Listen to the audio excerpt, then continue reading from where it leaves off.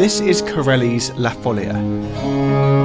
Just one example of classical music's favourite chord progression, the La Folia chord progression.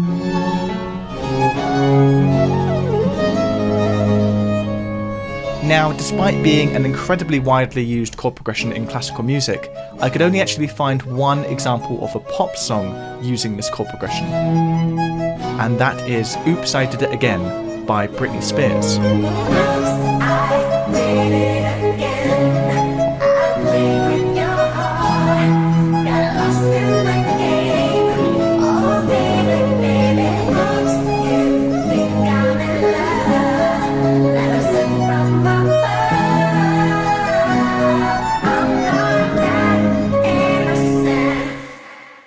The La Folia chord progression is in the minor key and starts on the 1 chord. So G minor here, for example, is the 1 chord, then it goes to 5, back to 1, then 7, 3, 7, 1, and then 5. That is the chord progression. It then loops again. We have the same thing again.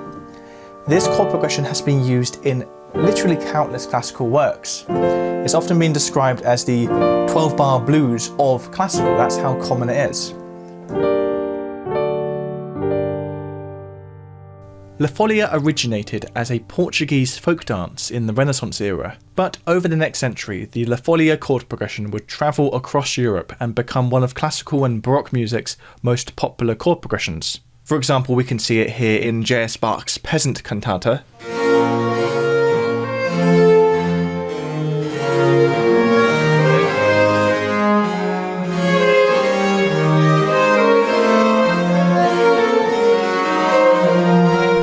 and we can see it here in Vivaldi's La Folia.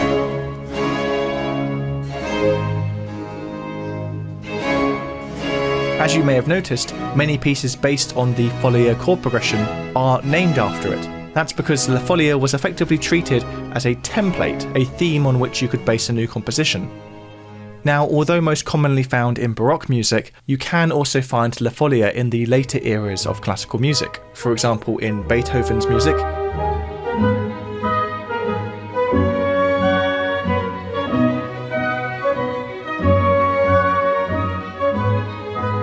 and we can find it here in Liszt's Spanish Rhapsody.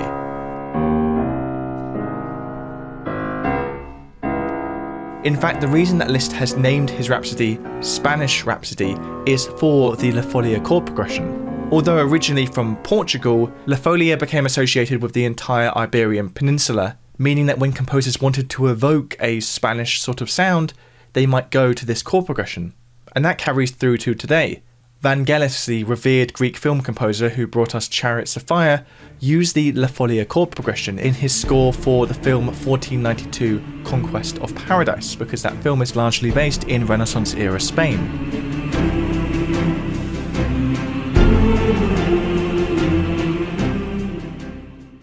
The La Folia chord progression has been used in many soundtracks for TV and film. For example, it was used by Nicolas Britell in his soundtrack for the TV show Succession.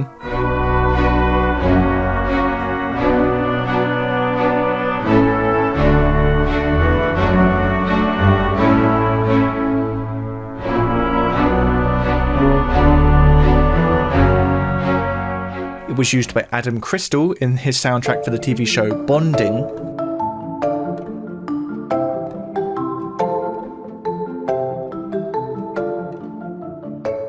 And it was used by film composer James Newton Howard in his score for the film Restoration.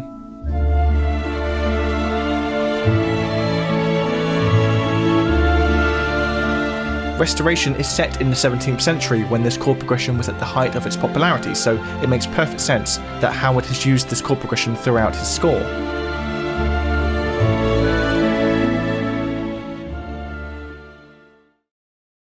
Now, although I've been referring to La Folia as a chord progression throughout this video, strictly speaking, it's actually what we would refer to as ground bass. In classical music, we don't necessarily have this idea of looping chord progressions, but instead a looping bass line, a ground bass, a simple short bass motif, bass melody, which can serve as the foundation for a new piece of music. So La Folia isn't really these chords, but this bass line.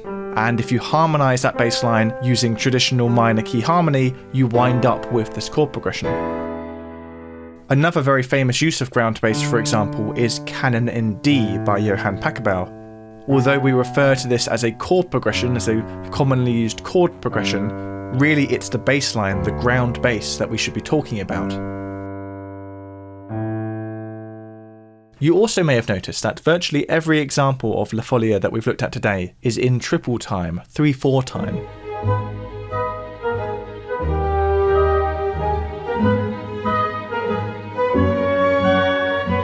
This is because La Folia became associated with the saraband, a dance that is in 3/4 time. But of course you don't have to compose in triple meter when using this chord progression. It's just part of the association and tradition of the form, an association which you can choose to ignore. There's also two other little tiny caveats I should mention just to make sure I'm not misleading you. The first is that the Folia in its full form actually involves a small variation on the repetition where we get this turnaround. So it's the same thing twice, but on the second time round we get this quick resolution back from 5 to 1.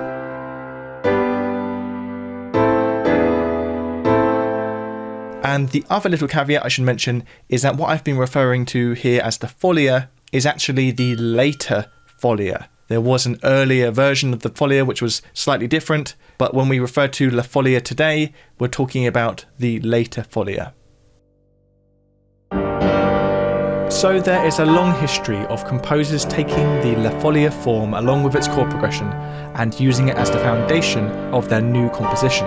So I thought I would follow in their footsteps and compose my own piece based on this chord progression.